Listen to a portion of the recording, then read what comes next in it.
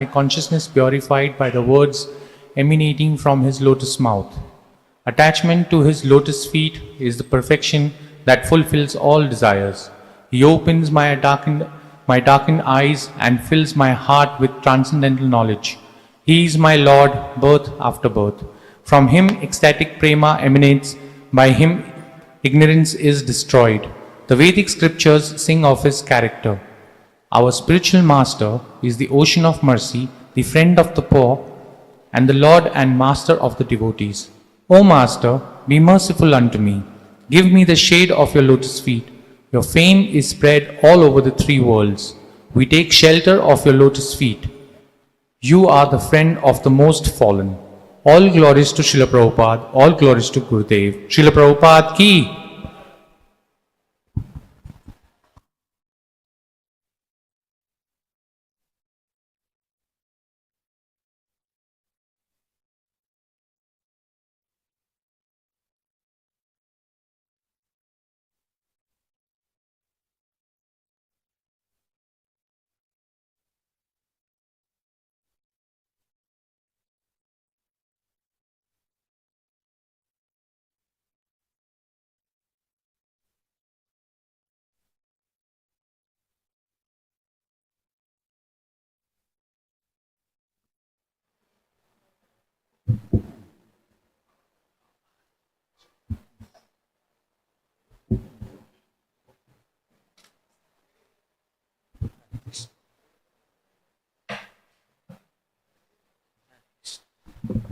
ठीक है।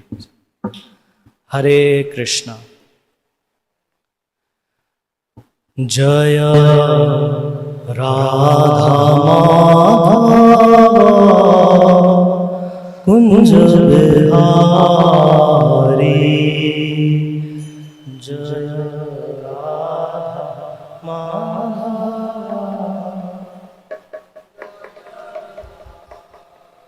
जय जय राधा माधव कुंज बिहारी,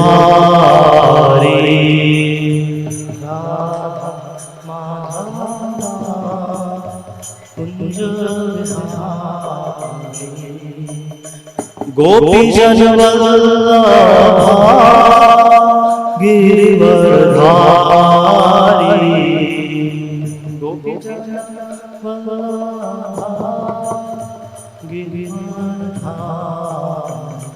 जय गोपी जन वल्लभा गिरिवरधारी, जय गोपी जन वल्लभा गिरिवरधारी। यशोदानंदन व्रज जनरंजन,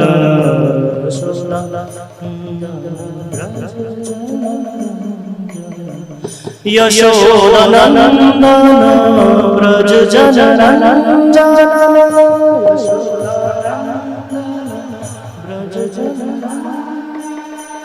यशोदानंदन व्रज जनरंजन,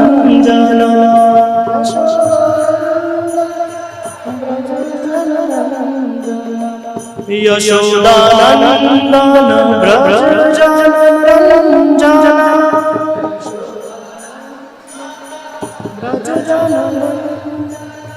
यशोदानंदन व्रज जनरंजन,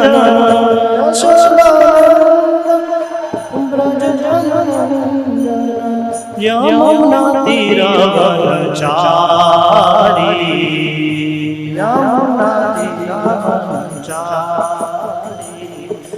यमुना तीरावनचारी,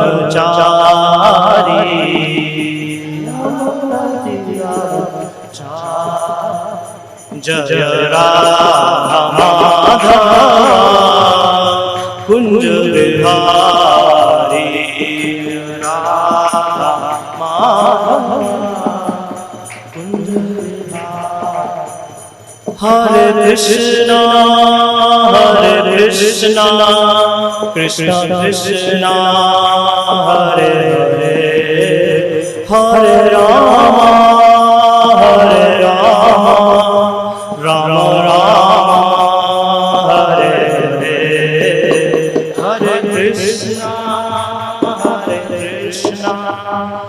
कृष्ण कृष्ण हरे हरे राम हरे राम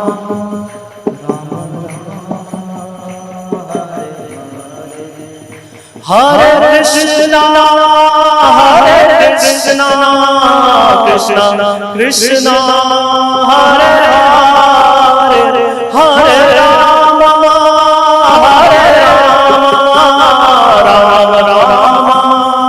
हरे हरे हरे कृष्णा कृष्णा कृष्णा हरे हरे राम राम राम हरे प्रभुपाद जय जय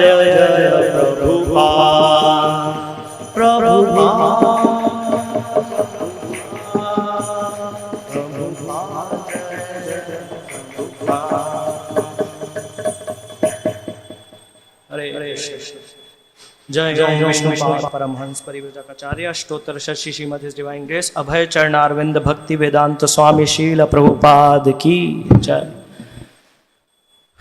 ओम नमो भगवते वासुदेवाय।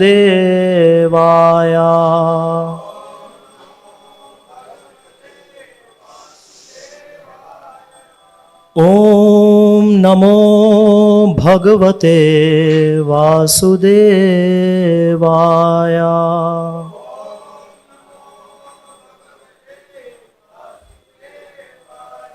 ओम नमो भगवते वासुदेवाय।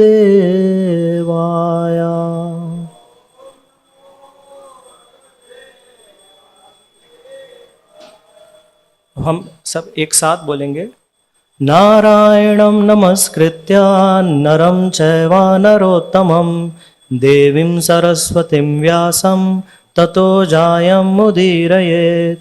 नष्टप्रायेषु अभद्रेषु नित्यं भागवत सेवया भगवती उत्तमश्लोके भक्तिर्भवती नैष्टिकी। कृष्णाय वासुदेवाय देवकी नंदनाय च नंदगोपाकुमाराय गोविंदाय नमो नमः। पंचतत्वात्मकं कृष्णं भक्तरूपासरूपकं भक्तावतारं भक्ताख्यं नमामि भक्तशक्तिकम्। हरे कृष्ण। आप सभी का भगवान श्री श्री राधा कुंज बिहारी के मंदिर में और उसके श्रीमद् भागवतम के सत्र में बहुत बहुत स्वागत है। आज से हम लोग और अभी पिछले हफ्ते से हम लोग जो नरसिंह चतुर्दशी आने वाली है उसके उपलक्ष्य में अपनी चेतना को तैयार करने के लिए इस महोत्सव के लिए हम लोग नरसिंह भगवान की लीला सुनते आ रहे हैं। श्रीमान पूजनीय श्रील गुडकेश प्रभु जी से आप लोग सुन रहे हैं, हम लोग सुनते आ रहे हैं। और मेरी बहुत अपात्रता है, प्रभु जी को भी बोल रहा था। तो आइए देखेंगे आज का जो वर्ष जो हमने चुना है वो 7वें स्कंध के 8वें अध्याय में 19, 20, 21 तो 7, 8, 19 to 22 वो श्लोक है। भक्तों के लिए अगर हम उसको खोल सकते हैं तो अच्छा रहेगा। हरे कृष्ण। 7, 8, 19 to 22। हरे कृष्ण। थोड़ा मुश्किल है, थोड़े लंबे हैं, 3 हैं, तो भी दोहराने का प्रयास करेंगे। मीमांसमानस्य समुत्थितो अग्रतो नरसिंहरूपस्तदलं भयानकम् प्रतप्तचामिकरचण्डलोचनम्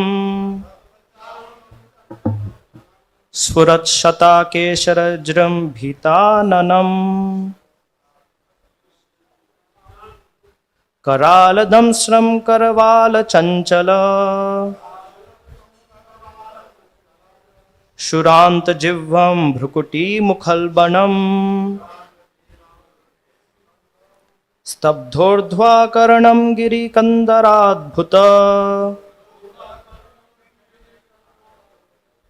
व्याततास्य नाशं हनुभेद भीषणम् दिवि स्पृशत् कायम् अधीर्गपीवर ग्रीवोर्वक्षस्थलम् अल्पमध्यमम् चंद्रांशु गौरेश्चुरितं तनर्रुहैर् विश्वग्भुजानिका शतं नखाद्युधम् दुरासदं सर्वनिजेतरायुध प्रवेक विद्राविता दैत्यदानवम्। हरे कृष्ण। आप में से कोई ट्राई कर सकते हैं अगर करना चाहेंगे तो। हरे कृष्ण। माफी चाहता हूं। हाँ, आगे जाएंगे इस पे प्रभु जी। अच्छा, हरे कृष्ण।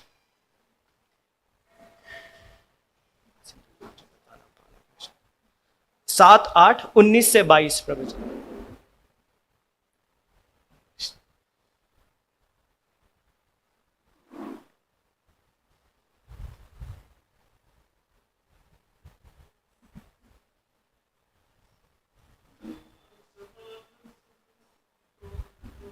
मीमांसमानस्य समुदितो अग्रतो नृसिंहरूपं तदलं भयानकं नरसिंहरूपस्तदलं भयानकं तप्तचामीकरचण्डलोचनं तप्तचामीकरचण्डलोचनं स्फुरत्सटाकैशरजुम्बिताननं स्फुरत्सताकेशरजृम्भिताननं करालदष्टं करवालचञ्चल करालदंष्ट्रं करवालचञ्चल क्षुरान्तजिह्वं भ्रुकुटी मुखोल्बणं शुरान्तजिह्वं भ्रुकुटी मुखोल्बनं स्तब्धोर्ध्वकर्णगिरिकन्दराद्भुत स्तब्धोर्ध्वकर्णं गिरिकन्दरोद्भुत व्यातास्य नाशं हनुभेदभीषणं व्यातस्य नाशं हनुभेदभीषणं दिवि स्पृशत्कायमतिदीर्घपीव दिवि स्पृशत्कायमदीर्घपीव ग्रीवोर्वक्षस्थलम् अल्पमध्यम् ग्रीवोर्वक्षस्थलम् अल्पमध्यमम् चन्द्रांशुगौरैश्चुरितं तनूरुहे चन्द्रांशुगौरेश्चुरितं तनूरहे विष्णुभुजानिका शतं नखायुधम् विश्वभुजानिका शतं नखायुधम् दूरासदं सर्वनिजेतरायुध दुरासदं सर्वनिजितरायुधा प्रवेकविद्रावितदैत्यदानवम् प्रवेकविद्राविता दैत्यदानवम्। हरे कृष्णा। थैंक यू प्रभु जी। तो शब्दार्थ देखेंगे। मीमांसमानस्य, भगवान के अद्भुत रूप के विषय में उधेड़ बुन करने वाले हिरण्यकश्यपु के समुत्थितः प्रकट हुआ अग्रतः समक्ष नरसिंह रूपः नरसिंहदेव आधे सिंह तथा आधे मनुष्य के रूप तत् वह अलम विलक्षण रीति से भयानकम अत्यंत भयावना प्रतप्त पिघला हुआ चामीकर सोना चंडलोचनम भयानक आंखों वाला सुरत चमकाते हुए सटा केशर अपनी गर्दन के बाल जृंभित आननम मुंह फैलाए कराल भयानक दृष्टम दांतों से युक्त करवाल चंचल, पैनी तलवार जैसी हिलती, क्षुर अंत तथा छुरे के समान तेज, जिह्वम अपनी जीभ को, भ्रुकुटी मुख अपने क्रोधपूर्ण मुख के कारण, उल्बणम डरावना, स्तब्ध स्थिर, ऊर्ध्व ऊपर की ओर फैले, कर्णम कान, गिरी कंदर पर्वत की गुफाओं के सदृश,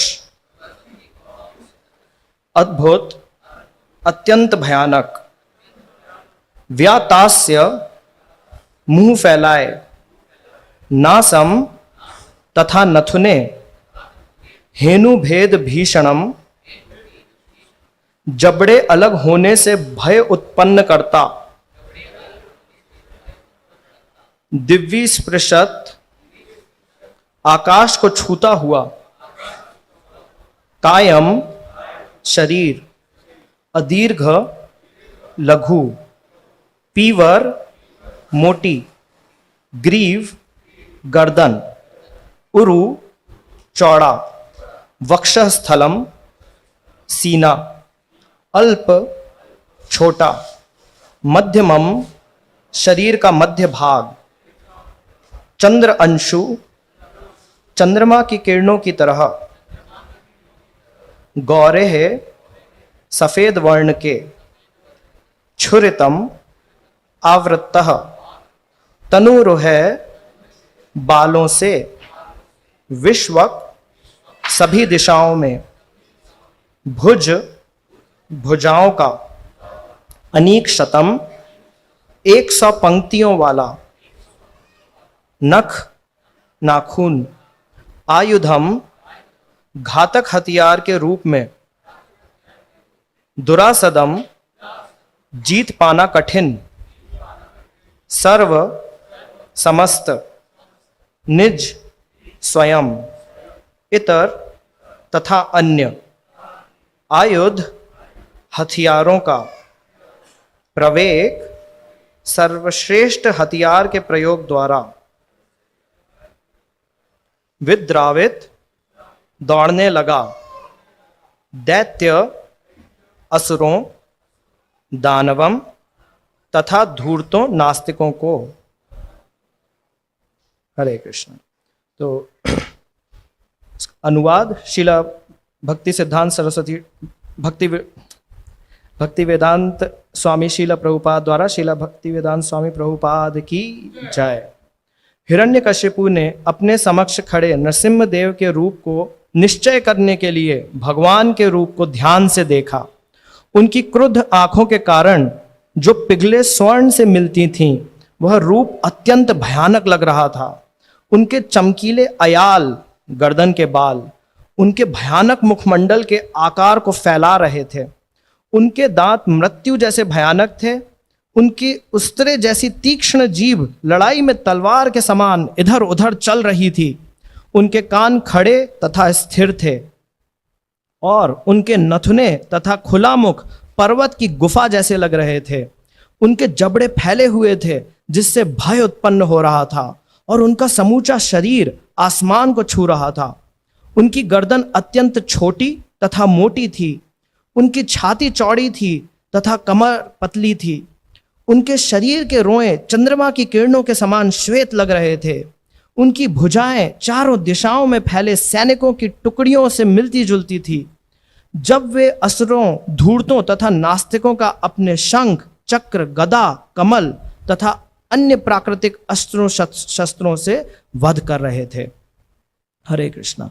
इस पे कोई परपोर्ट तात्पर्य नहीं है, तो इसका जो अगला श्लोक है वो भी मैं पढ़ूंगा। जब तक आचार्य टिप्पणी ना करें, हमारा टिप्पणी करने का कोई अधिकार नहीं है। इसको केवल मैं पढ़ूंगा। प्रायेणामें यम हरिणोर मायना वध स्मृतो नेन समुद्यते न किम एवं ब्रह्मस्त्व अभ्यापतद् गधायुधो नदन नरसिंह प्रति दैत्य कुंजरः। इसका अनुवाद कुछ इस प्रकार है। हिरण्यकश्यपु ने मन ही मन कहा, अत्यधिक योग शक्ति वाले भगवान विष्णु ने मेरा वध करने के लिए यह योजना बनाई है, किंतु ऐसे प्रयास करने से क्या लाभ है? भला ऐसे कौन है जो मुझसे युद्ध कर सकता है? ऐसा सोचते हुए हाथी के समान हिरण्यकश्यपु ने अपनी गदा उठाकर भगवान पर आक्रमण कर दिया। श्रील प्रभुपाद द्वारा तात्पर्य, कभी कभी जंगलों में सिंहों तथा हाथियों के मध्य युद्ध होता है। यहाँ पर भगवान सिंह रूप में प्रकट हुए और हिरण्यकश्यपु ने निडर हाथी की तरह उन पर आक्रमण कर दिया।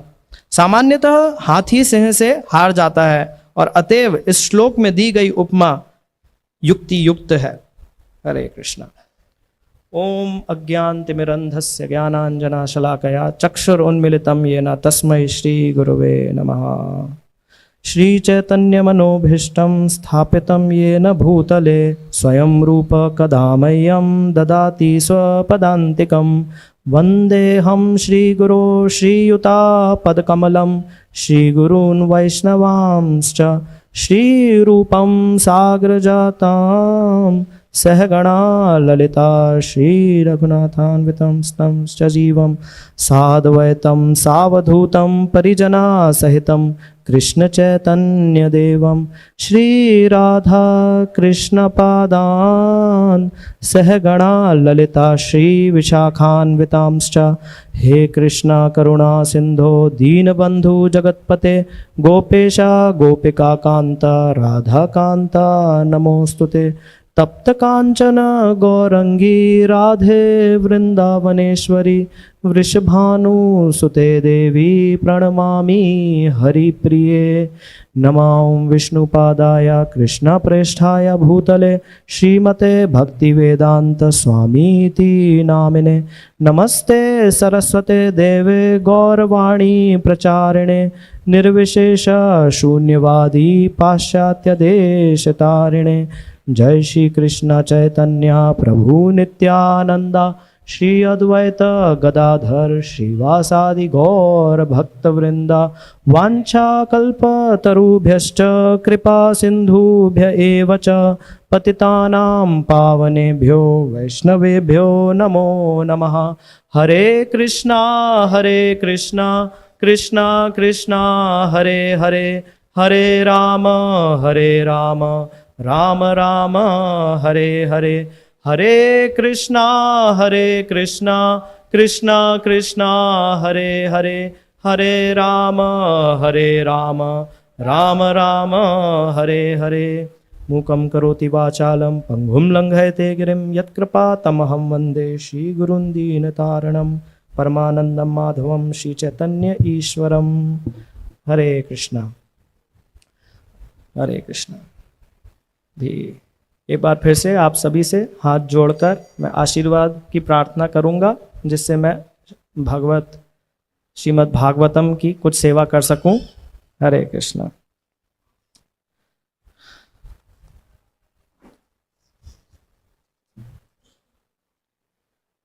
नरसिंह लीला आज का जो विषय मुझे दिया गया है वो है कि some lessons from the past time. जो ये लीला हुई है इससे क्या कुछ सीख हम लोग ले सकते हैं।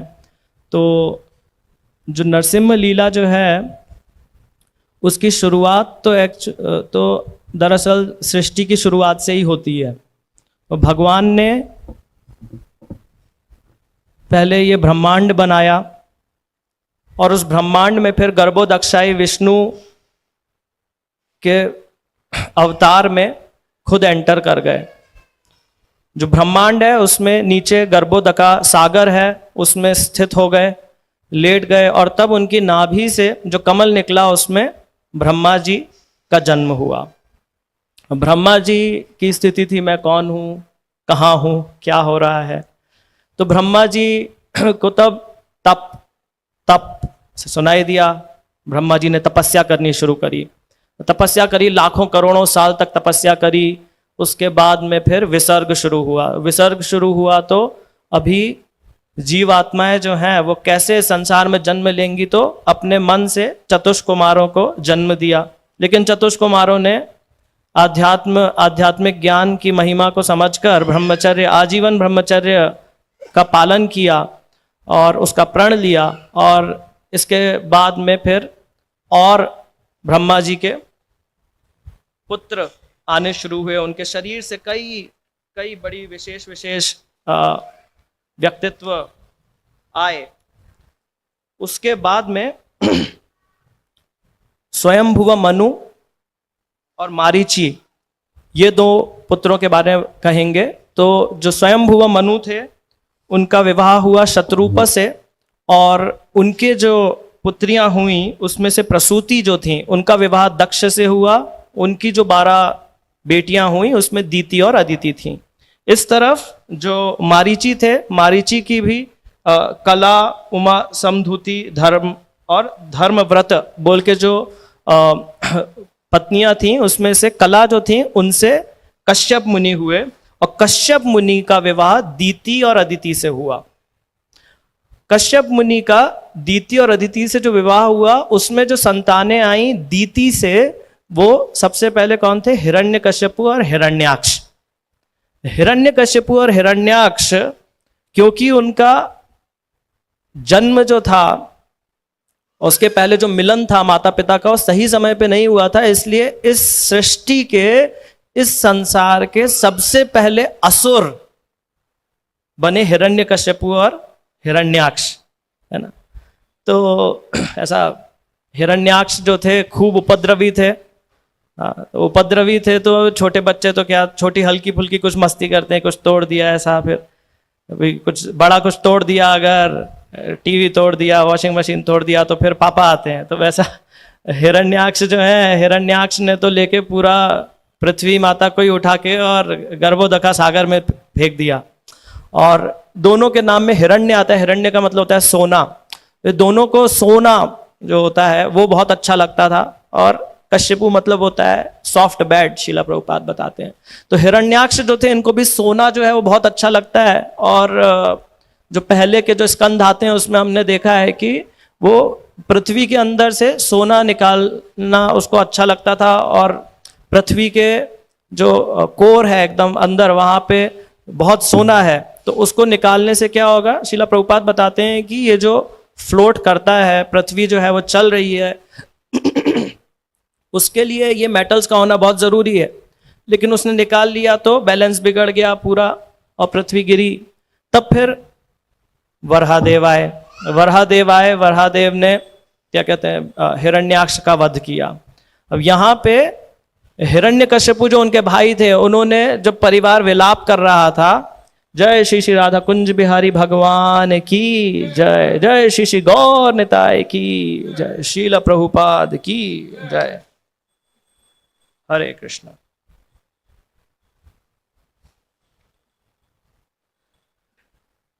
तो जो परिवार विलाप कर रहा था उनको हिरण्यकश्यपु जो हैं वो आध्यात्मिक ज्ञान देते हैं कि अरे आत्मा तो ना मरती है ना मारती है, ऐसा उनको ऐसा सांत्वना देने की कोशिश कर रहे हैं। लेकिन अगले ही दिन प्रण लेते हैं कि मैं विष्णु का वध करूंगा, और विष्णु का वध करूंगा, और ऐसा बोल के मंदराचल पर्वत जो है उस पर चले गए तपस्या करने के लिए। इस समय जो उनकी धर्म पत्नी थी कयाधु, वो गर्भवती थी प्रहलाद से, और इस समय तक हिरण्यकश्यपु और हिरण्याक्ष ऑलरेडी इतने शक्तिशाली थे कि सारे देवी देवता उनसे परेशान थे। तो इंद्रदेव ने सोचा कि अरे हिरण्यकश्यपु इतने शक्तिशाली हैं और इतने उपद्रवी हैं, इतना परेशान कर रहे हैं, अब ये संतान आएगी तो ये और परेशान करेगी, तो क्या करा जाए, तो इनको मार देते हैं।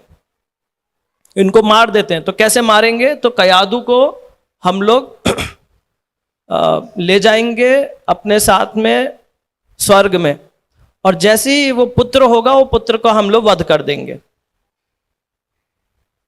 तो ऐसे करके अगवा कर लिया। तो नारद मुनि आए। नारद मुनि ने ऐसा अघम पाप करने से देवताओं को बताया कि आप ऐसा अघम पाप मत करिए, है ना, ये गलत है। और कयाधु जो है उनको आप मेरे साथ में, है ना, आप मुझे भेज दीजिए और मैं उनको भगवत कथा सुनाऊंगा।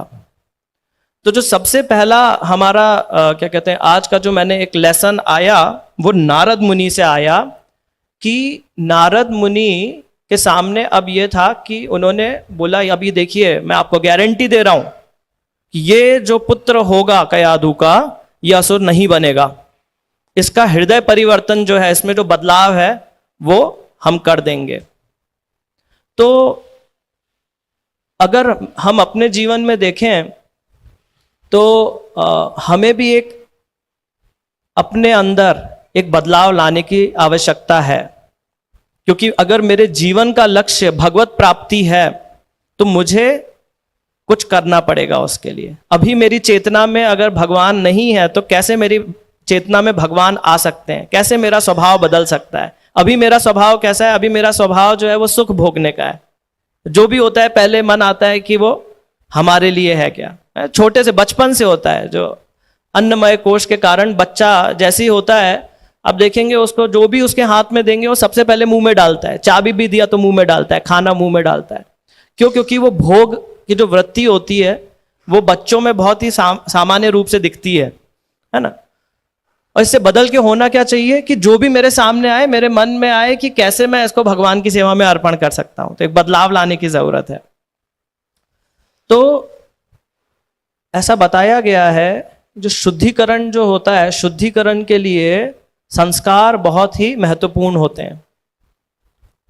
और गौरांग प्रभु अपने एक लेक्चर में इसका कोट कर रहे थे कि जहां तक आत्मा की शुद्धिकरण का सवाल है, 90% जो शुद्धिकरण होता है एक जीवात्मा का वो उसके गर्भ में होता है। जब वो गर्भ में होता है उस वक्त होता है, 90% तब होता है। और अगर आप पेरेंटिंग की, आर्ट ऑफ पेरेंटिंग पे हमारे पुणे के भक्तों ने, राम सेवक प्रभु ने एक किताब का संकलन करा है, उसमें वो बताते हैं कि जो एक व्यक्ति का चरित्र होता है, स्वभाव होता है, वो 5 साल की उम्र तक में बन जाता है पूरा। उसके बाद में उसको बदलना बहुत कठिन होता है।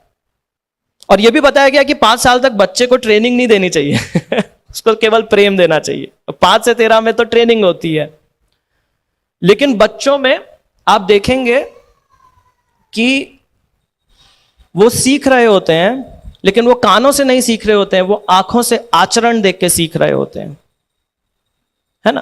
तो शुद्धिकरण, अब मेरा तो गर्भ से निकल गए, 5 साल भी कंप्लीट हो गया, अब अगर मुझे मेरे जीवन में बदलाव लाना है तो मैं कैसे लाऊंगा? तो उसके लिए जो सबसे ज्यादा जरूरी जो चीज होती है वो होता है दृढ़ता, दृढ़ व्रत होना।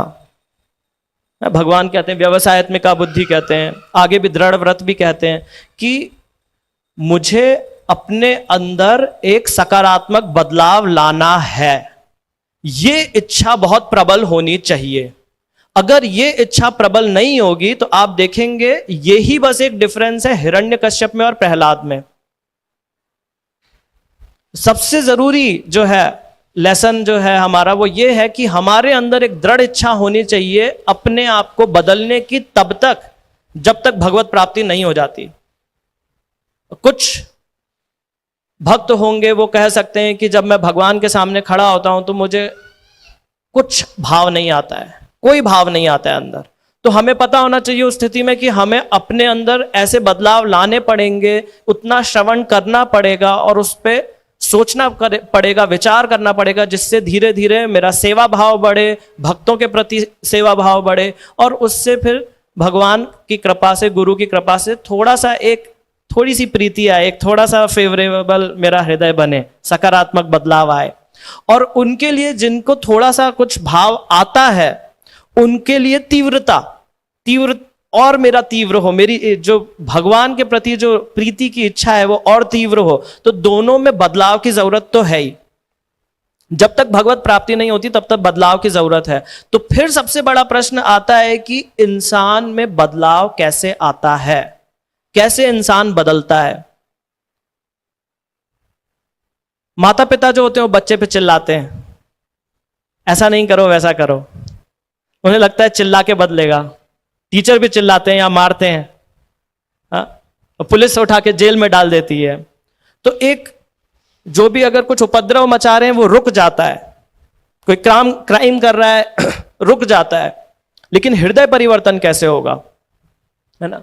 तो हृदय परिवर्तन के लिए सबसे पहला तो पॉइंट यही है कि जो जीव है उसको खुद को सबसे पहले ये कन्विंस होना चाहिए कि हाँ मुझे बदलाव की आवश्यकता है, उसके बाद तो आगे की बात कर सकते हैं, है ना?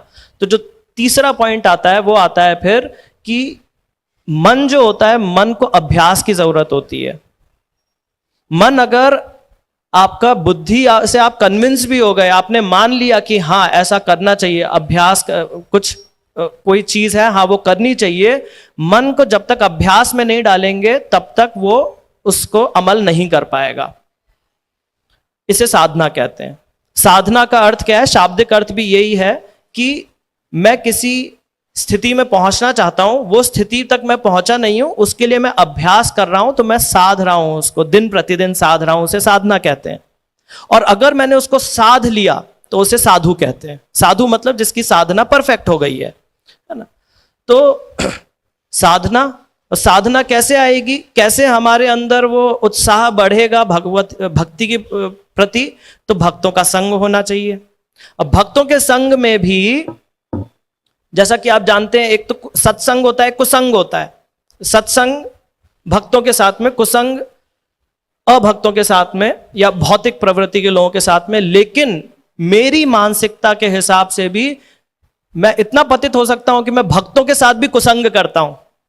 कैसे होगा भक्तों के साथ कुसंग? अगर मेरे अंदर दृढ़ता नहीं है अपने आत्म साक्षात्कार के लिए, तो जो ज्ञान भक्त मुझे देंगे वही ज्ञान मैं उन पे ही अप्लाई करके चेक करूंगा कि वो सही है कि नहीं है ना? इसे दोष दर्शन कहते हैं।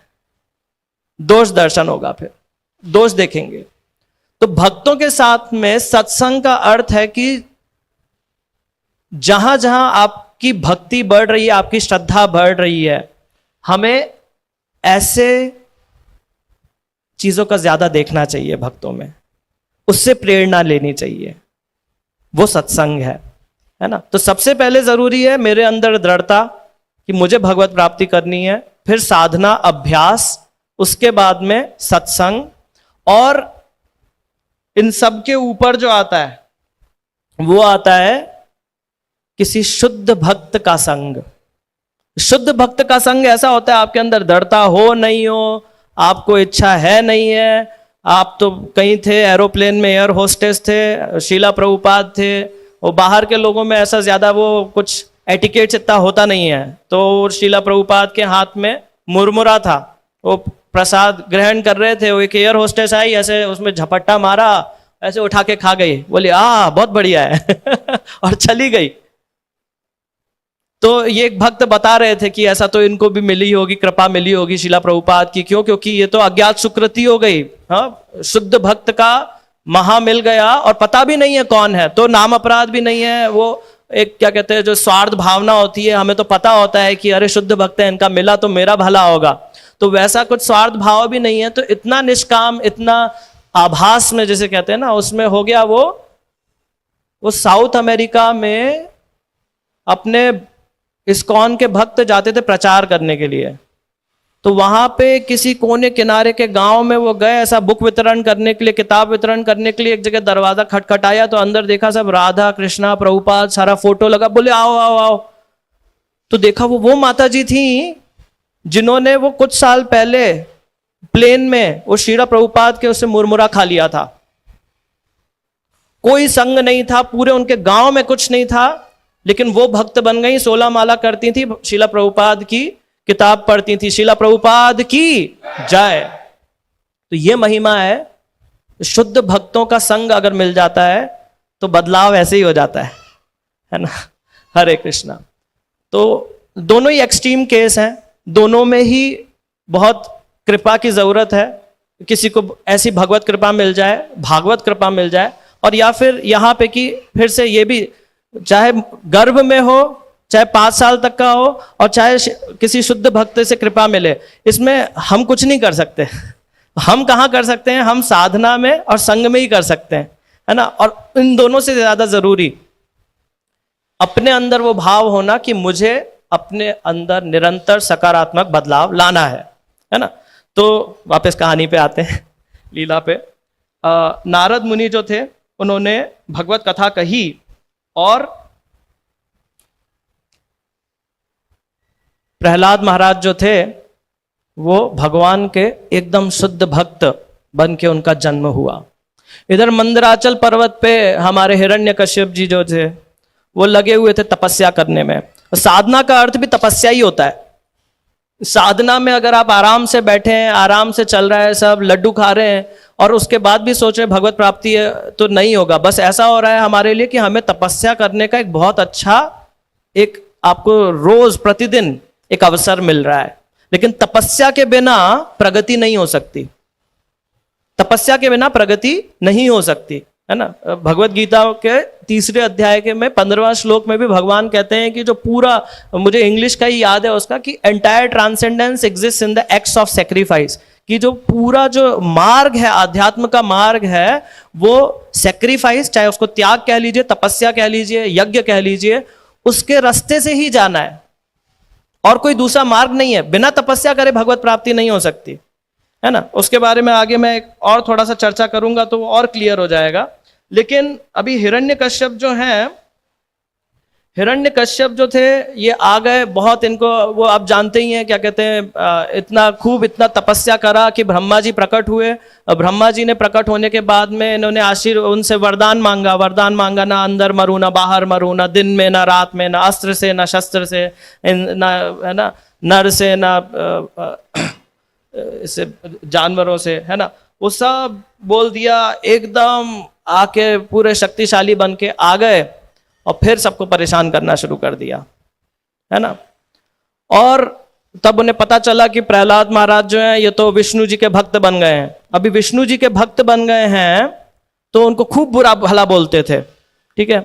यहां पे मैं आपको लेसन क्या है वो बताने के लिए पहले एक तथ्य बताता हूं, मनोविज्ञान का, साइकोलॉजी का। साइकोलॉजी में एक बात आती है, मनोविज्ञान में मन के बारे में एक बात बताते हैं कि ये जो मन होता है ना, इसको मेरा और तुम्हारा, आपका और हमारा में अंतर नहीं पता चलता, ठीक है। मतलब अगर मैं बोलूंगा कि तुम बुरे हो तो मेरा जो मन है वो अंदर ऐसा बैठा रहता है, उसको तुम नहीं सुनाई देता, वो अपने ऊपर ही ले लेता है, तो वो बोलता है मैं बुरा हूं। फिर आप बोलेंगे, मैं बोलूंगा तुम किसी काम के नहीं हो, तो मेरे मन को सुनाई देगा मैं किसी काम का नहीं हूं। इसका 1-2 उदाहरण देख सकते हैं। तो पहला है छोटे बच्चों में, 2 छोटे बच्चे हैं, एक राम एक श्याम। राम जो है 8 साल का बच्चा है, इधर बैठा है। श्याम जो है 4 साल का छोटा बच्चा है। मैं राम से बोलूंगा, राम तुमको टॉफी चाहिए, तो इधर से आवाज आएगी, हाँ मुझे टॉफी चाहिए। कौन? श्याम बोला, वो छोटा वाला बोला। वो सुनाई नहीं देता है। राम को बोला कि इसको बोला उसको बोला, आप कभी करके देखिएगा। बड़े बच्चे को बोलेगा टॉफी चाहिए, छोटा वाला बोलेगा हाँ मुझे चाहिए। अरे तुमसे नहीं बोला, वो बोलेगा नहीं मुझे चाहिए। ठीक है, आप सोचेंगे कि ये सिर्फ टॉफी के लिए होगा, उसने सिर्फ टॉफी सुना और बोल दिया कि मुझे चाहिए। आप उसको बड़े वाले को डांटिएगा, उसको डांटिएगा या मार देंगे, आप देखेंगे छोटा वाला भी रोने लग जाता है। देखा है आप में से किसी ने, है ना? छोटा वाला भी रोने लग जाता है, क्योंकि वो उसको बोला कि इसको बोला, वो सुनाई नहीं देता है। ठीक है। अब बड़ों में आप देख सकते हैं, बड़ों में 2 व्यक्ति ले लीजिए, आपके मित्र हैं दोनों, उनके बीच में विवाद हो गया। विवाद क्या हो गया? एक ने दूसरे को डांट दिया। ठीक है, तो जो डांट रहे थे उन्होंने बोला, अरे क्या है ऐसा, तुमने ऐसा बर्तन धोया है, तुम्हारी आंखें की बटन है, कैसा कर रहे हो ये? हाँ, जाओ यहां से, किसी और को देंगे। ठीक है, फिर आप रात को मिलिए उनसे, रात को मिलिए, वो जिनको डांटा था उनसे पूछिए कि कैसा था आपका दिन, कैसा गया, आपको डांट पड़ गया था सुबह? बोले नहीं नहीं, वो तो जो बोल रहे थे वो बहुत अच्छा था, मेरे भले के लिए ही था, मैं तो सेवा करना चाहता हूँ, सेवा करने में शुद्धिकरण की बहुत जरूरत होती है। और श्रीला भक्ति सिद्धांत सरस्वती ठाकुर तो कहते हैं कि जब हम लोग अपनी भक्ति करते हैं तो अगर भगवान की कृपा होती है तो हमें पता चलता है, खुद ही पता चल जाता है कि कितनी अपात्रता है हमारी भक्ति करने में। हमारी कोई पात्रता नहीं है भक्ति करने में, लेकिन कई बार वो कृपा भक्तों के थ्रू आती है। तो भक्त आके हमें बताते हैं, भक्त आके हमें बताते हैं कि कैसे हमारी अपात्रता है सेवा करने में। तो इससे बड़ा तो और कुछ हो ही नहीं सकता ऐसा। तो इतना विनम्रता अगर होगी ना किसी भक्त में, तो बोलेगा मेरा दिन तो बहुत अच्छा गया, और मैं तो बहुत कृतज्ञ हूं कि मुझको कौन सिखाता है। कोई सिखाता है क्या? कभी सबको अपराध से डर लगता है इसलिए कोई सिखाता नहीं है। आज तो मेरा सौभाग्य था कि किसी ने आज मुझको थोड़ा सिखा दिया कुछ, जिससे मैं अपने अंदर बदलाव ला सकूं, अपने अंदर बदलाव ला सकूं। तो इसलिए मैं बहुत प्रसन्न हूं। और जिसने डांटा था उसके पास जाइए आप, आज कैसा गया दिन, तो बोलेगा अरे क्या बताऊं, सुबह उसने गड़बड़ करा था, वो तो कुछ नहीं, उसके बाद में एक और ने गड़बड़ करी थी, उसको डांटा, फिर दोपहर में डांटा, फिर शाम को डांटा, फिर रात को डांटा, अभी पूरा मेरा मन खराब है। क्यों? डांट तो दूसरों को पड़ी ना, तो आपका मन क्यों खराब है? जब हम लोग दूसरे को डांट रहे होते हैं, वही हमारे हृदय में हमारा मन सुनता रहता है। और इसलिए नेक्टर ऑफ इंस्ट्रक्शन उपदेशामृत के एक लेक्चर का सीरीज है, उसमें भक्ति रसामृत स्वामी महाराज बताते हैं, आपने दूसरी जगहों पे भी सुना होगा, हम लोगों को दूसरों में वही दोष दिखते हैं जो दोष हमारे अंदर होते हैं। क्योंकि हम अपने मन को बार बार वही बताने की कोशिश करते रहते हैं जो चीज हम एक्चुअली कहीं ना कहीं दरअसल हम चाहते हैं कि हम उसको बदलें, हम नहीं बदल पा रहे हैं। बच्चे जो होते हैं, वो माता पिता जो होते हैं, वो बच्चों को डांटते हैं कि फोन मत देखो, फोन मत देखो। दरअसल वो भी फोन देख रहे हैं, उनको नहीं पता उसको कैसे सॉल्व करना है। अगर उनके पास में उपाय होगा कि मुझे पता है भक्ति में ऐसा तरीका होता है जिससे कि फोन नहीं देखो, उससे ज्यादा रुचि तुम्हें भक्ति में आएगी, तो वो फोन देखने की बात ही नहीं करेंगे बच्चे से, वो डायरेक्ट उससे वो करवाएंगे जो भक्ति में वो खुद कर रहे हैं, जिससे उनका इंटरेस्ट चला गया फोन में, तो वो भी बच्चे से वही करवाएंगे, है ना। तो burden of solving this problem, कि अगर बच्चा है तो उसको फोन नहीं देखना चाहिए, वो उसका बर्डन किसके ऊपर आता है? बच्चे को सॉल्व करना चाहिए कि माता पिता को करना चाहिए, है ना।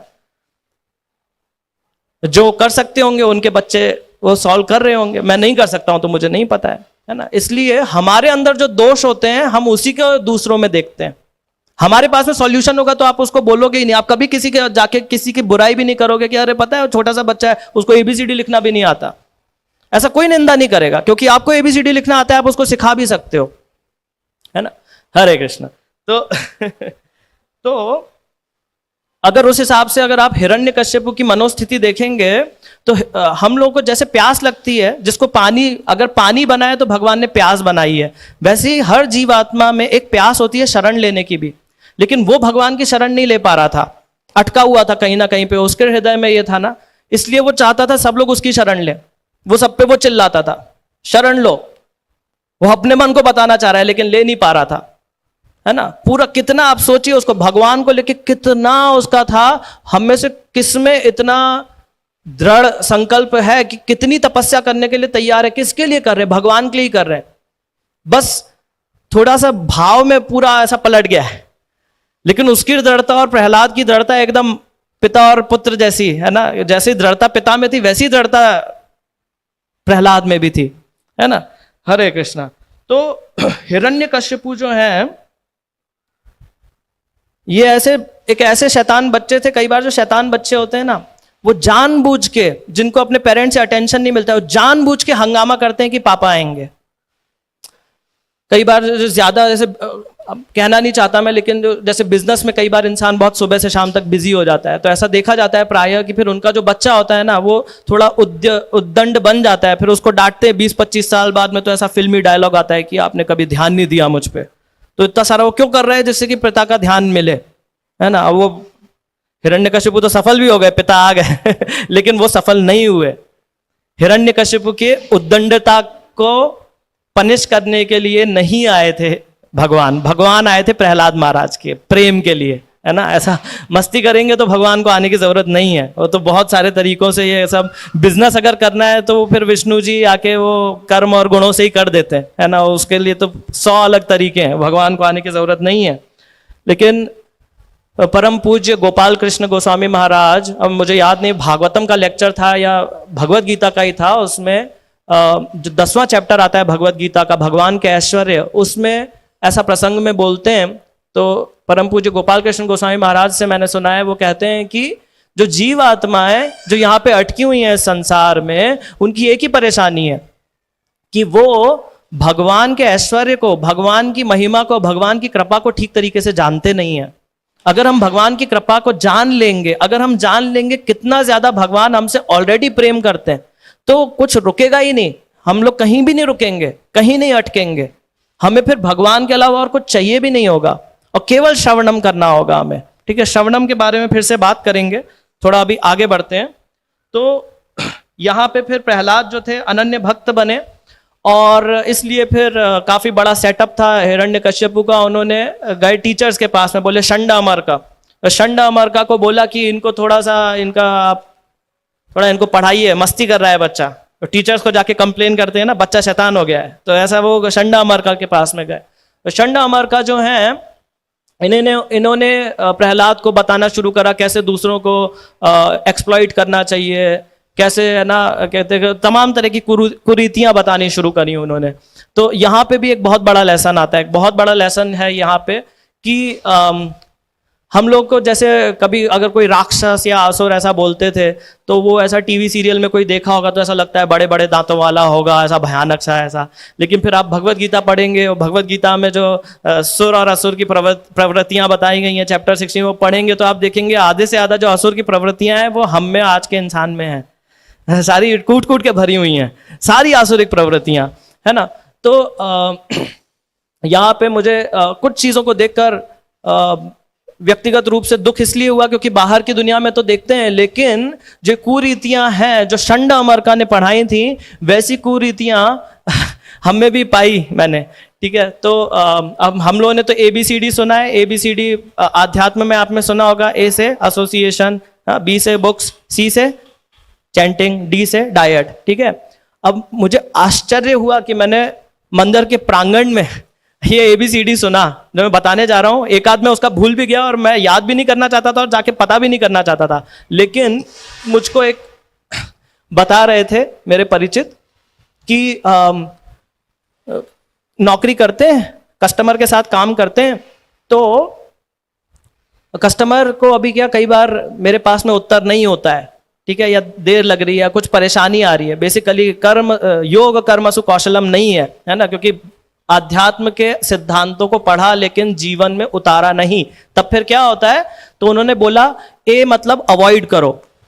ठीक है, अब ये षंड अमरका का, इसको नोट मत करिएगा, इसको करिएगा नहीं। ठीक है, हमारा मन बड़ा वो होता है, कोमल होता है। ए से अवॉइड करो, बी से कुछ था बाइफरकेट, नहीं भी था तो मैं तो पूछा भी नहीं वो क्या था। सी से उसको कंफ्यूज कर दो सामने वाले को, और डी से उसको डिवाइड कर दो उनको।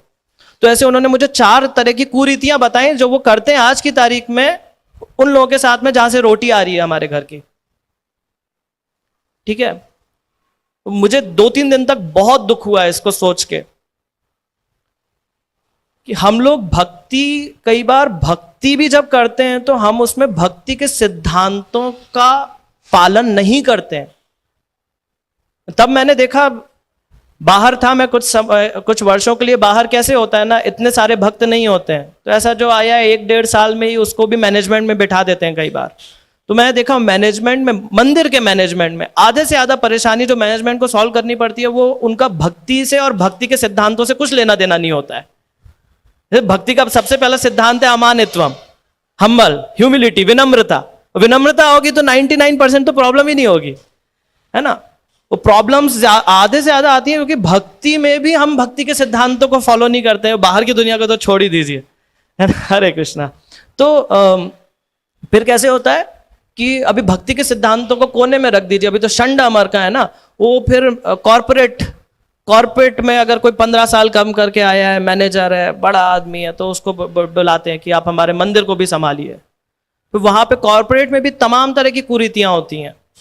ठीक है, उसमें कहीं पे भी, अब मैं आपको बताता हूं, अगर कॉर्पोरेट की भी बात करनी है तो कॉर्पोरेट में 6 सिग्मा प्रिंसिपल्स बोल के होता है, तो उसको मैंने कोर्स करा था। उसमें वो बोलते हैं कि जो टॉप क्लास सबसे अच्छे मैनेजर्स होते हैं वो होते हैं जो अपने, उनके अंडर में जो एम्प्लॉइज होते हैं उनको सच बताते हैं कि क्या हुआ है। अगर आप नौकरी करने जाइएगा आपको पता चलेगा मैनेजमेंट कभी कितना मुश्किल होता है, हर इंसान को सच बताना नहीं कर सकते आप। सच बताना मतलब जैसे कहते हैं मुंडेन मॉरलिटी, जो हमारे यहाँ के टीचर्स हमको सिखाते हैं स्कूल में, उसमें सच बताना सबसे पहला होता है ना। इस संसार में आप देखेंगे अगर आप सच बताएंगे ना, आपको परेशानी आएगी, लेकिन पूरा आध्यात्म का ज्ञान है वो इसी नींव पे टिका हुआ है कि अगर किसी के पास में 100 करोड़ की कंपनी है और अगर उसका एडवाइजर जो है वो ब्राह्मण है ना, ब्राह्मणिकल सोच वाला है, तो बोलेगा कि इसमें से 10-15% जो है वो आप दान करिए, तो आपका पैसा घट के 100 करोड़ में से कितना हो जाएगा, 80-85 करोड़ रुपए हो जाएगा बस, ठीक है। और दूसरा इंसान है, वो एडवाइजर है, वो बोलेगा अरे क्या डोनेशन करना है, हाँ गवर्नमेंट के हिसाब से 2% देना जरूरी होता है, 2% दे दो, काम खत्म करो, ठीक है। या वो भी मत दो, वो उसको भी बचाने का, टैक्स बचाने का ये तरीका है, यहाँ पे एम्प्लॉय को ये बेनिफिट दे दो तो आपको टैक्स भी नहीं भरना पड़ेगा, आपका 100 करोड़ का 100 करोड़ रहेगा। आप जाके किसी से भी पूछ लीजिए, वो बोलेगा मैं 85 करोड़ क्यों दूंगा, मैं 100 करोड़ दूंगा। लेकिन आध्यात्मिक ज्ञान के हिसाब से हमको ये मालूम है कि अगर आपने दान दिया तो दान करने से बाकी के पैसे का शुद्धिकरण होता है। पैसा सब चोरी का ही है, सारा जो बिजनेस है, शीला प्रभुपाद कहते थे सब चोरी का पैसा है। बड़े चोर हो तो कोई बोलता नहीं मैं दान भी करता हूं, तो बोले ठीक है तुम छोटे चोर हो, ठीक है। ये एक बहुत ही सूक्ष्म सी बात है कि किसी को 80 करोड़ का प्रॉफिट हो रहा है या 100 करोड़ का प्रॉफिट हो रहा है, अगर वो दान कर रहा है, उसका शुद्धिकरण हो रहा है, तो कार्मिक लेवल पे, सूक्ष्म लेवल पे कितना उसको फायदा मिल रहा है। इसमें जब श्रद्धा नहीं होती है तो इंसान भौतिक स्तर से ऊपर उठता ही नहीं है। अगर आप सच बताने जाएंगे तो आपको बहुत मेहनत करनी पड़ेगी, क्योंकि हर इंसान अलग तरीके का होता है, उसको उसके तरह से बैठ के उसके जैसा समझाओ, उसको पूरा पिक्चर दिखाओ, क्या परेशानी है, दुख है, बोले मेरे पास टाइम नहीं है इतना करने का। है ना। तो मैनेजमेंट कई लेवल्स पे डिफिकल्ट होता है, आज समय मिला तो मैं बताऊंगा। हरे कृष्णा। थोड़ा सा आगे जा सकते हैं। हरे कृष्णा। तो हम लोगों की स्थिति जो है, शंडा अमर का जो थे, वो प्रहलाद महाराज का जो स्कूल था उसमें जो पढ़ा रहे थे, तो वहां पे क्या था कि टीचर जो बोल रहा है वो करो वो गलत बोल रहा है ना। और गलत तो हम बोल रहे हैं उसको, वो लोग तो वो करेंगे तो अच्छा है उनके लिए। प्रहलाद महाराज नहीं कर रहे थे, प्रहलाद महाराज तो भगवत मार्ग पे थे। अगर आज की स्थिति आप देखेंगे ना, आज की स्थिति में हम लोग का ऐसा है कि अगर एक प्रश्न दिया जाए, सड़क पे कोई गिर गया है, आप क्या करेंगे? पहला, साइड से निकल जाएंगे। दूसरा, किसी को शिकायत करेंगे, किसी को भला बुरा बोलेंगे कि पुलिस को करना चाहिए या इसको करना चाहिए। तीसरा, रुकेंगे वहां पे उसकी मदद करेंगे। चौथा, इनमें से कोई नहीं। तो हमें पता है कि इसमें नंबर कैसे मिलेगा। हाँ, इसमें नंबर मिलेगा अगर मैं ये टिक करूंगा कि वहां पे रुक के उसकी मदद करेंगे, तो मुझे नंबर मिल जाएगा, अच्छा नंबर आएगा मेरा, है ना। तो जो मार्क्स हैं वो तो मुझे मिल जाएंगे, ठीक है। लेकिन अगर सच्ची में हो गया ऐसा तो करेंगे क्या? अगर नहीं करेंगे तो शंडा अमर का आपसे बहुत खुश होंगे, और डबल खुश होंगे कि एक तो तुमने करा नहीं, उसकी मदद नहीं करी, वो तो बहुत अच्छा काम करा, और दूसरा जहां नंबर चाहिए था वहां पे तुमने टिक कर दिया हाँ कि मदद करनी चाहिए दूसरे की, तो तुम्हें नंबर भी मिल गया। तुम वही कर रहे हो जो मैं चाहता था प्रहलाद महाराज करें। तो ऐसी परिस्थिति में हम लोग, अगर देखा जाए उस हिसाब से, हम लोग जो हैं, जो शंड अमर का और जो प्रहलाद महाराज की परिस्थिति थे, उससे विषम परिस्थिति में हम लोग हैं आज की तारीख में, है ना। लेकिन हमारे पास में शीला प्रभुपाद जैसे, वहां पे जो बच्चे थे जो प्रहलाद महाराज के साथ पढ़ रहे थे, उनको प्रहलाद महाराज मिल गए, हमको शीला प्रभुपाद मिले हैं, हमें शीला प्रभुपाद मिले हैं, और वो हमें, है ना, शीला प्रभुपाद की जय, है ना। हमारे पास में वो उपाय है। और जो प्रहलाद महाराज के लिए बहुत मुश्किल आई होगी कि वो तो बहुत ही कठिन परिस्थितियों में थे, हमारे यहाँ पे हमारे शीला प्रभुपाद ने उन कठिन परिस्थितियों में इतने टेम्पल क्रिएट कर दिए, इतनी अच्छी जगह क्रिएट कर दी जहां पे हम लोग रह के इस संसार में भी, है ना, वो कमल के फूल पे, कि जहां कीचड़ में भी जो कमल है जिसपे पानी ना पड़े, बूंद ना पड़े, उसमें आप रह के आप भक्ति कर सकते हैं। शीला प्रभुपाद की जय। हरे कृष्णा। अब मैं और जल्दी आगे बढ़ूंगा। आखिरी के कुछ पॉइंट्स ही हैं इसमें।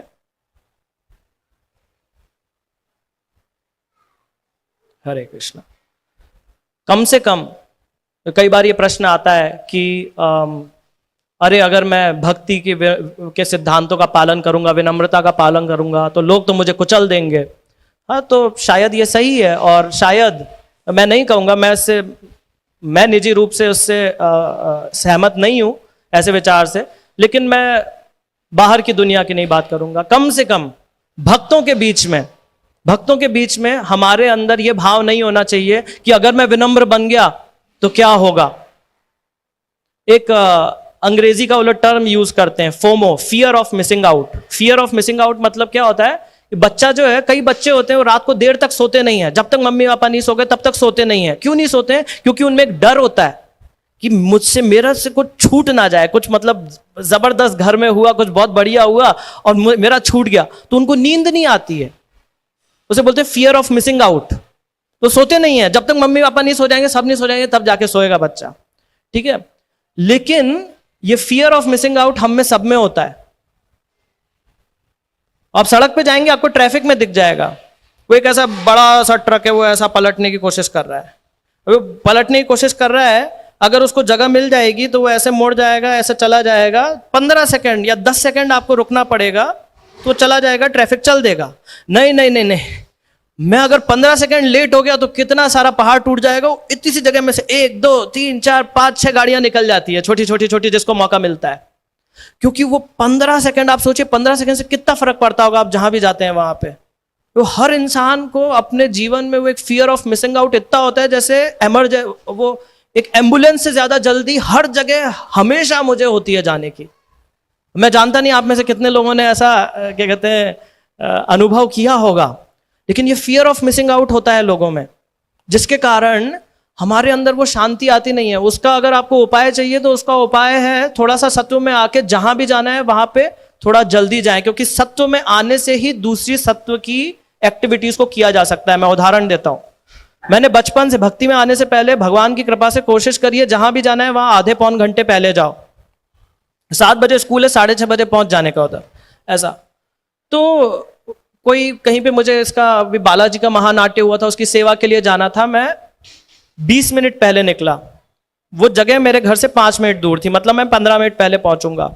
अभी वहां पे मैंने देखा ऐसा चढ़ाई है, चढ़ाई पे एक अपने भक्त हैं बूढ़े से प्रभु जी, बहुत धीरे धीरे चलते हुए जा रहे थे, बहुत कष्ट से वो छड़ी से जा रहे थे। क्योंकि मैं सत्व में निकला हूं, आधे घंटे पहले निकला हूं, 15-20 मिनट का टाइम है मेरे पास में, मैं रुक गया, मैं सोचने लग गया कि इनकी सहायता कर देता हूं। तो उनको बोला आपको छोड़ दूं कहीं आगे तक, तो ठीक है आप बैठ जाइए। तो वहां पे छोड़ दिया उनको। छोड़ने के बाद भी वहां पे मैं 5 मिनट पहले पहुंच गया। अब आप इसका उल्टा कर लीजिए, रजोगुण में इंसान क्या प्लान नहीं करता है, या तो लेट पहुंचता है और या फिर एकदम मतलब टाइम से नेक टू नेक, की अगर ट्रैफिक 2 मिनट का भी ज्यादा मिल गया तो मैं 5 मिनट लेट। ऐसे में अगर आपको भक्त दिखेंगे, क्या आप उनकी सेवा करने का आपके पास में टाइम है जीवन में? नहीं है। तो हमारे पास में समय जीवन में जब होता है तब तो हम सत्व में रह के सत्व की दूसरी एक्टिविटीज कर सकते हैं। अगर मेरा रजो में ही जीवन चलेगा तो मैं बोलूंगा जिनके पास टाइम है वो लोग कर सकते हैं, मेरे तो जीवन में टाइम नहीं है ना। तो ये जो फियर ऑफ मिसिंग आउट है, इसको सत्व से कैंसिल किया जा सकता है ना। हरे कृष्ण। इसके बाद में और कुछ मेरे पास में ज्यादा नहीं है। लीला जो है, लीला के ऊपर आएंगे। वहां पे आप भी जानते हैं जो नरसिम्हा देव थे, पहले इनके बीच में वाद विवाद फिर से हुआ। प्रहलाद को बहुत भला बुरा बोला हिरण्यकश्यप ने, और उसके बाद में जब बात आई कि कहाँ है विष्णु, प्रहलाद ने बोला सब जगह है विष्णु, हर जगह है, खंबे में भी है, हाँ खंबे में भी है। मुक्का मार दिया खंबे को, तो गर्जना हुई। गर्जना हुई तो ऐसा हिरण्यकश्यप देखने लगा कहां से आवाज आई।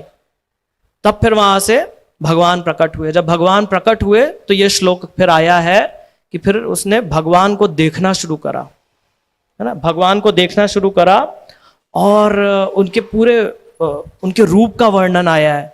बहुत ही सुंदर रूप है भगवान का, है ना। भगवान के रूप के बारे में, उनके अवतार के बारे में एक बात हमें समझनी चाहिए। भगवान के जो अवतार होते हैं वो भाव पे निर्भर करते हैं। भाव पे, हर अवतार का एक मूड होता है, एक भाव होता है और एक उद्देश्य होता है। उस उद्देश्य के हिसाब से उनका भाव होता है, उनका रूप होता है। ठीक है, हम लोग अपने जीवन के उद्देश्य की बात कर रहे थे। अगर आप भगवान से प्रेरणा लेंगे तो आप देखेंगे भगवान का जो भाव होता है और जो उद्देश्य होता है उसके लिए वो सब बदल देते हैं। हम लोग क्या बदलते हैं? हम कपड़ा बदलते हैं।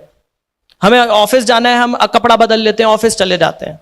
है ना, घूमने जाना है घूमने का कपड़ा पहन ले, मंदिर आना है मंदिर का कपड़ा पहन लेते हैं। भगवान का भाव, उनकी दृढ़ता अपने भक्त की रक्षा करने के लिए, तो कैसा चेहरे पे गुस्सा आया, थोड़ा सा गुस्सा, इतना गुस्सा आया कि चेहरा एक शेर के जैसा चेहरा हो गया, और हो ही गया, परमानेंट हो गया। ऐसा भाव है भगवान का। भगवान का टेम्पररी कुछ नहीं है, जो है परमानेंट और एकदम दृढ़ता पूर्वक है ना। इसको वो जिसने मेरे भक्त को परेशान करा है उसको मैं वध कर दूंगा, उसको मैं नाश कर दूंगा। तो कैसा मतलब, ऐसे सुंदर सुंदर कोमल कमलांग बोलते हैं भगवान को, उनके कमल जैसे हाथों में ऐसे बड़े बड़े नुकीले नाखून आ गए कि वह किसका, जो मेरे भक्तों को परेशान करेगा उनका विनाश कर दूंगा मैं अपने नाखूनों से। ऐसा भाव है भगवान का, और क्या दृढ़ता है वो, है ना। ये भगवान का अवतार जो है, इनमें भी ये जो भाव है और भगवान का जो उद्देश्य है ना, उससे भी हमें प्रेरणा लेनी चाहिए कि मैं हर इंसान चाहता है कि जब मैं परेशानी में हूं या जब मृत्यु आए तो भगवान तुम आ जाना, मुझे बचा लेना। वैसा ही भाव हमें भी होना चाहिए ना फिर, कि मैं भी भगवान के लिए, मैं प्रभुपाद के लिए खड़ा होने को तैयार हूं। जहां प्रभुपाद बोलेंगे, जहां मेरे वरिष्ठ मुझे बोलेंगे, मैं वहां पे जाके भगवान के लिए एडवोकेसी करूंगा, लड़ूंगा। कोई नास्तिक है तो उनको पूरे अपने सामर्थ्य से बताने की कोशिश करूंगा कि कैसे उनका है ना उदय कर सकता हूं, हृदय परिवर्तन कर सकता हूं। भगवान, अगर आप चाहते हैं भगवान आपके लिए खड़े हो, तो एक बार तो हमें भगवान के लिए खड़े होना चाहिए, है ना। हरे कृष्णा। तो श्रीला प्रभुपाद ने हमें वो अवसर दिया है और बहुत आसान बना दिया है कैसे हम भगवान के लिए खड़े हो सकते हैं, है ना। तो प्रहलाद महाराज मारने की कोशिश करी, जहर देने की कोशिश करी, अरे जहर कोई प्रसाद मान के पी गए, कुछ नहीं हुआ। ऐसे भगवान के साइड पे खड़े हुए थे। तब जब भगवान को, जब किसी ने ऐसे चैलेंज करा, कहां है भगवान, बोले सब जगह है भगवान। तो फिर भगवान भी यहां भी है भगवान। अगर हम प्रहलाद महाराज जैसे भगवान के साइड पे खड़े हैं, और कभी एक जगह भी नहीं आया कि नहीं भगवान करेंगे, ये नहीं बोला प्रहलाद महाराज ने कि भगवान मेरी रक्षा करेंगे, ये नहीं बोला। वो बोले हैं मैं यहां पे भगवान के लिए खड़ा हुआ हूं, ये नहीं बोला कि भगवान भी मेरे लिए खड़े होंगे।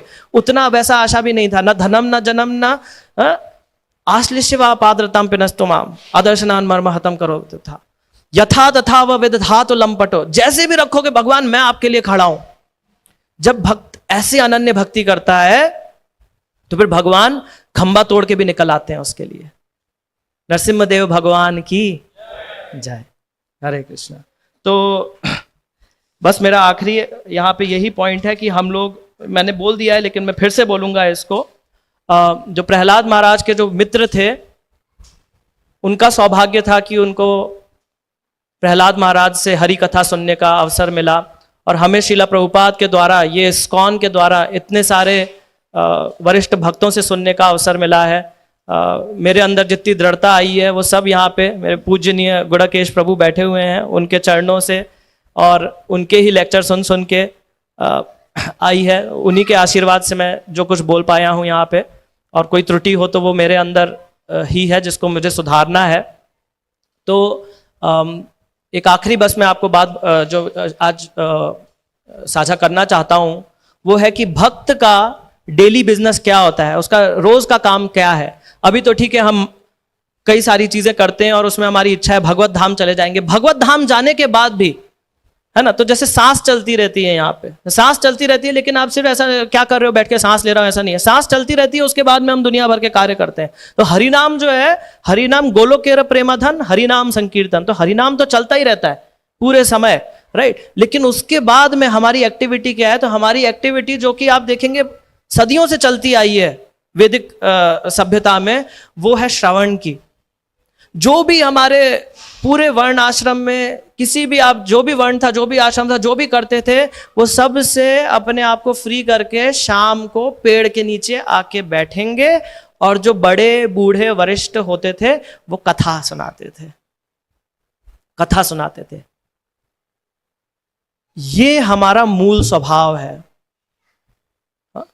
एकदम टॉप तक आप चले जाएंगे, गोपी लेवल तक भी अगर चले जाएंगे, तो गोपियां भी कह रही हैं तव कथामृतम तप्त जीवनम कविभिरीडितम कल्मषापहम श्रवणमङ्गलं श्रीमदाततं भुवि गृह्णन्ति ये भूरिदा जना।